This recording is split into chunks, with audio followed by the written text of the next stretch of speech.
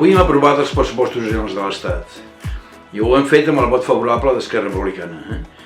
Convençuts, orgullosos, diria, amb uns resultats tangibles, havent complert pràcticament tots els objectius que ens havíem proposat.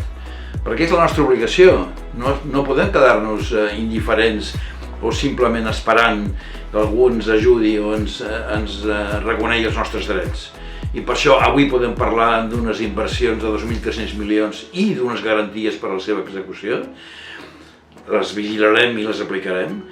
Podem parlar d'una moratòria pels nostres autònoms, podem parlar de la gestió de l'ingrés mínim vital, podem parlar d'un eventual immediat acord sobre desnonaments, per fi, i podem parlar de com farem front al dúmping fiscal de Madrid, que és un escàndol per tot l'Estat. Que nosaltres estem posant-hi els instruments i les vies de solució. És la nostra obligació defensar els drets dels nostres ciutadans. Estem lluitant per la independència, però demostrant que la nostra vocació d'estat és inconfusible i és determinant i té resultats. Té la millor garantia per als drets i per les condicions de vida dels ciutadans de Catalunya en un moment de màxima dificultat, de màxima complexitat a partir de la situació que ens ha generat la pandèmia.